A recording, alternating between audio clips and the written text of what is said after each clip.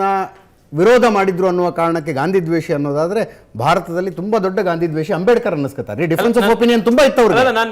Difference of opinion ತುಂಬಾ ಇತ್ತದು.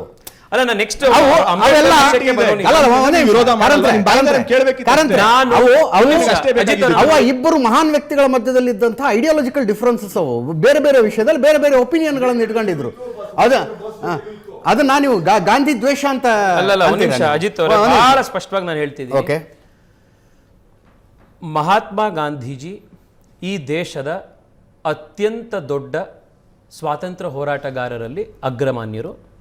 ಭಾರತೀಯ Janata party ಆಗಿರ್ಬೋದು, ನಮ್ಮ ಸರ್ಕಾರ ಆಗಿರ್ಬೋದು, ಇವತ್ತಿನಿಂದಲ್ಲ ಹಿಂದೆನೂ ಕೂಡ, ಇವತ್ತು ಮತ್ತೆ ಮುಂದೆ ದೇಶದ ರಾಷ್ಟ್ರಪಿತನಿಗೆ ಕೊಡಬೇಕಾಗಿರುವಂಥ ಎಲ್ಲ ಗೌರವ, ಎಲ್ಲ ಸಮ್ಮಾನ ಎಂದಿಗೂ ಕೊಟ್ಟಿದ್ದೀವಿ, ಇವತ್ತು ಕೊಡ್ತೀವಿ, ಮುಂದೆನೂ ಕೊಡ್ತೀವಿ.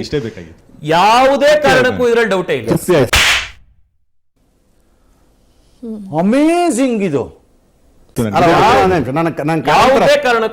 ಪ್ರಶ್ನೆ ಅರ್ಥ ಆಯ್ತು. ಅವರು ಮಧ್ಯದಲ್ಲಿ ಹೇಳಿದರು ಹಿಂದೂ ಮುಸ್ಲಿಂ ಭಾವೈಕ್ಯತೆ ವಿಷಯದಲ್ಲಿ ಗಾಂಧೀಜಿಯವರು ಸಾಕಷ್ಟು ಒಲವು ಹೊಂದಿದ್ರು ಅಂತ. ಇಲ್ಲಿ ಬರೋ ಪ್ರಶ್ನೆ ಅದೇ, ಬಲಿಷ್ಠ ಭಾರತದಲ್ಲಿ ಅಲ್ಪಸಂಖ್ಯಾತರ ಸ್ಥಾನಮಾನಗಳು ಏನಾಗಿರ್ತವೆ ಇವತ್ತಿನ ಕಾಲದಲ್ಲಿ? ಈ ಕೋಮುದ್ವೇಷ, ಹೇಟ್ ಸ್ಪೀಚ್ಗಳು, ಇದೆಲ್ಲದರ ಹಿನ್ನೆಲೆಯಲ್ಲಿ ಸಬ್ಕಾ ಸಾಥ್ ಸಬ್ಕಾ ವಿಕಾಸ್ ಅಂದ್ರೆ ಅದರಲ್ಲಿ ಮುಸ್ಲಿಮರಿದಾರ, ಕ್ರಿಶ್ಚಿಯನ್ರಿದಾರ, ಅಲ್ಪಸಂಖ್ಯಾತರು? ದಿಸ್ ವಾಸ್ ಯುವರ್ ಕ್ವಶನ್ ಅಲ್ವಾ? ಕ್ಲಾರಿಫೈ ಮಾಡ್ಬಿಡಿ ಸರ್ ಕ್ವಶನ್ ಅದೇನಾ ಅಂತ. ಇದಾಗಿತ್ತಲ್ವಾ? ಓಕೆ ಓಕೆ ಆಗ್ಲಿ. ಈಗ ಅಜಿತ್ ಅವರು ನಂಗೆ ಮೈಂಡ್ ರೀಡಿಂಗ್ ಬರುತ್ತೆ, ಮೈಂಡ್ ರೀಡಿಂಗ್ ಮಾಡಿ ಪ್ರಶ್ನೆಗಳನ್ನ ಕೇಳ್ತಾ ಇರೋರು. ಆಗ್ಲಿ. ಈಗ ಸಬ್ಕಾ ಸಾಥ್ ಸಬ್ಕಾ ವಿಕಾಸ್ ಅಂದಾಗ ದೇಶದ ಅತ್ಯಂತ ಕಡು ಬಡವನ ಹಿತದೃಷ್ಟಿ ಸರ್ಕಾರ ಕಾಪಾಡಬೇಕು ಅನ್ನುವಂಥದ್ದು ನಮ್ಮ ಉದ್ದೇಶ. ನಮ್ಮ ಕಾರಂತರು ಪ್ರಶ್ನೆ ಕೇಳೋವರೆಗೂ ಅಜಿತ್, ನೀವು ಹಿಂದೆ ಒಂದು 10-12 ನಿಮಿಷ ಮಾತನಾಡಿದ್ರಿ. ಆ 10-12 ನಿಮಿಷದಲ್ಲೂ ಕೂಡ ನಾನು 13.5 ಕೋಟಿ ಅತ್ಯಂತ ಕಡು ಬಡವರು ಬಡತನದಿಂದ ಹೊರಗಡೆ ಬಂದರು ಅಂತ ಹೇಳಿದೆ. 13.5 ಕೋಟಿ ಮುಸ್ಲಿಮರು, ಹಿಂದೂಗಳು, ಕ್ರಿಶ್ಚಿಯನ್ರು ಅಂತ ನಾನೆಲ್ಲೂ ಹೇಳಲಿಲ್ಲ. ಹೈವೇ ಬಂತು ಅಂತಂದ್ರೆ ಅಲ್ಲಿ ಇಡೀ ಊರಿಗೆ ಉದ್ಧಾರ ಆಗತ್ತೆ, ಅಲ್ಲಿರುವಂಥ ಜಮೀನಿನ ಬೆಲೆ ಜಾಸ್ತಿ ಆಗತ್ತೆ ಅಂತ ನಾನು ಹೇಳಿದೆ. ಮುಸ್ಲಿಮರು ಬೆಲೆ ಜಾಸ್ತಿ ಆಗುತ್ತೆ, ಹಿಂದೂಗಳ ಲ್ಯಾಂಡ್ ವ್ಯಾಲ್ಯೂ ಜಾಸ್ತಿ ಆಗತ್ತೆ ಅಂತ ನಾನು ಹೇಳಲಿಲ್ಲ. ಅರ್ಥ ಆಯ್ತು ನನಗೆ, ಈಗ ಅರ್ಥ ಆಯ್ತು.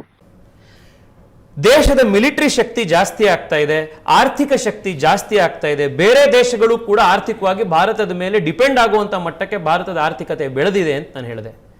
ಇದರಿಂದ ಮುಸ್ಲಿಮರು ಶಕ್ತಿ ಆದ್ರು, ಹಿಂದೂಗಳ ಶಕ್ತಿ ಆದ್ರು ಅಂತ ನಾನು ಹೇಳಲಿಲ್ಲ. ಈ ಹಿಂದೂ ಮುಸ್ಲಿಂನ ಲೆನ್ಸ್ ನಲ್ಲಿ ನೋಡುವಂಥದ್ದು ಕಾಂಗ್ರೆಸ್ ಪಾರ್ಟಿಯ DNA. ಕರೆಕ್ಟ್ ಆಗಿ ಹೇಳ್ತಿದ್ದೀರಾ ನೀವು. ಯಾವುದೋ ಸಂದರ್ಭದಲ್ಲಿ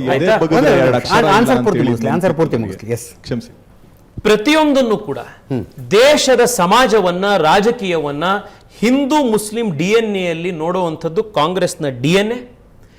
ಈ ಡಿಬೇಟ್ ನಲ್ಲೇ ಅದು ಹೊರಗಡೆ ಬಂದಿದೆ. ನಾನು ಮತ್ತೆ ಇವತ್ತು ಹೇಳ್ತೀನಿ, ಈ ವಿಷಯ ಬಂದಿದ್ರಿಂದ ನಾನು ಇವತ್ತು ಹೇಳ್ತೀನಿ, ಬದಲಾದ ಭಾರತದಲ್ಲಿ ಏನಾಯಿತು, ಮುಸ್ಲಿಮರಿಗೆ ಅವ್ರ ಜೊತೆಗೆ ತೆಗೆದುಕೊಂಡು ಹೋಗುವಂಥ ಕೆಲಸ ಏನಾಯಿತು ಅಂತ. UPA ಸರ್ಕಾರ ಇದ್ದಾಗ ಸಚಾರ್ ಕಮಿಟಿ ರಿಪೋರ್ಟ್ ಅಂತ ಒಂದು ರಿಪೋರ್ಟ್ ಬಂತು. ಆ ರಿಪೋರ್ಟ್ನಲ್ಲಿ 75 ವರ್ಷಗಳ ಕಾಲ ಮುಸ್ಲಿಮರು ಪರವಾಗಿರುವಂಥ ಸರ್ಕಾರಗಳು ಅಂತ ಹೇಳ್ಕೊಳ್ಳುವಂಥ ಪಾರ್ಟಿಗಳು ನಡೆಸಿದಂಥ ಆಡಳಿತದ ನಂತರದ ಒಂದು ಅನಾಲಿಸಿಸ್ ಬಂತು. ದೇಶದ ಎಲ್ಲ ಸಮಾಜಗಳಿಗೆ ಕಂಪೇರ್ ಮಾಡಿದ್ರೆ ಬಹಳ ಹಿಂದುಳಿದಿರುವಂತವರು, ಬಡತನದಲ್ಲಿರುವಂತದ್ದು, ಸೋಶಿಯೋ ಎಕನಾಮಿಕ್ ನಲ್ಲಿ ಬಹಳ ಹಿಂದುಳಿದಿರುವಂತದ್ದು ಮುಸ್ಲಿಮರು ಅಂತ. ಏನ್ ಮಾಡಿದ್ರು ಇವರು? ನೀವು ಇಷ್ಟೊಂದು ಸೀರಿಯಸ್ ಆಗಿ ತಗೋತೀರಾ ಅನ್ಕೊಂಡಿರ್ಲಿಲ್ಲ ಸರ್. ಇದು ಅವರು ಕೊಟ್ಟಿದ್ದಿದ್ರು. ಇವತ್ತು ಹೈಯರ್ ಎಜುಕೇಶನ್ ನಲ್ಲಿ ಹಿಂದೆ ಎಂದೂ ಕೂಡ ರಿಜಿಸ್ಟರ್ ಆಗದೇ ಇರುವಂತ ಮಟ್ಟಕ್ಕೆ ರಿಜಿಸ್ಟ್ರೇಷನ್, ಮುಸ್ಲಿಂ ಹೆಣ್ಮಕ್ಕಳ ರಿಜಿಸ್ಟ್ರೇಷನ್ ಹೈಯರ್ ಎಜುಕೇಶನ್ ಇವತ್ತು ದೇಶದಲ್ಲಿ ಆಗ್ತಾ ಇದೆ. ಗೂಗಲ್ ಮಾಡಿ ವೆರಿಫೈ ಮಾಡಿ ಇದನ್ನ. ಸ್ಕಾಲರ್ಶಿಪ್ಗಳಲ್ಲಿ ಹಿಂದೆ ಎಷ್ಟು ಜನ ಮಕ್ಕಳು ವಿದ್ಯಾಭ್ಯಾಸಕ್ಕೆ, ಉನ್ನತ ಅಭ್ಯಾಸಕ್ಕೆ ಮುಸ್ಲಿಂ ಮಕ್ಕಳು ಅಪ್ಲೈ ಮಾಡ್ತಾ ಇದ್ರು, ಅದಕ್ಕಿಂತ ಜಾಸ್ತಿ ಇವತ್ತು ಅಪ್ಲೈ ಮಾಡ್ತಾ ಇದ್ದಾರೆ. ಸ್ಕಾಲರ್ಶಿಪ್ಗಳು ಅವರಿಗೆ ಜಾಸ್ತಿ ಸಿಗ್ತಾ ಇದೆ.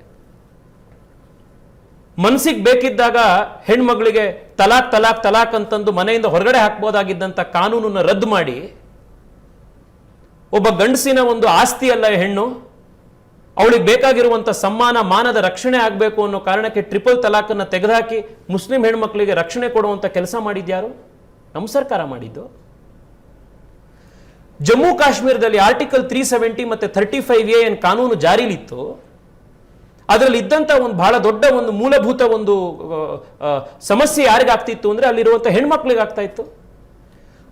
ಕಾಶ್ಮೀರದ ಹೆಣ್ಮಕ್ಳು ಅಕಸ್ಮಾತ್ ಜಮ್ಮು ಕಾಶ್ಮೀರದ ಹೊರಗಡೆ ಬಿಟ್ಟು ಇನ್ಯಾವುದಾದ್ರೂ ಒಂದು ಪ್ರದೇಶದ ರಾಜ್ಯದ ಒಬ್ಬ ಪುರುಷನನ್ನ ಮದುವೆ ಆಗಿದ್ದಿದ್ರೆ ಅವ್ರಿಗೆ ಯಾವುದೇ ಒಂದು ಹಕ್ಕಿರ್ತಿರ್ಲಿಲ್ಲ, ಆಸ್ತಿಯನ್ನ ಕಳ್ಕೊಳ್ಬೇಕಾಗಿತ್ತು. ಇವತ್ತು ಅದು ಬದಲಾಗಿರೋದ್ರಿಂದ ಅವ್ರಿಗೆ ಯಾರನ್ನು ಬೇಕೋ ಅವ್ರನ್ನ ಮದುವೆ ಮಾಡ್ಕೊಳ್ಳುವಂತ ವೈವಾಹಿಕ ಸ್ವಾತಂತ್ರ್ಯ ಅವ್ರಿಗೆ ಸಿಗ್ಲಿಲ್ವಾ? ಆರ್ಥಿಕ ಸ್ವಾತಂತ್ರ್ಯ ಅವ್ರಿಗೆ ಸಿಗ್ಲಿಲ್ವಾ?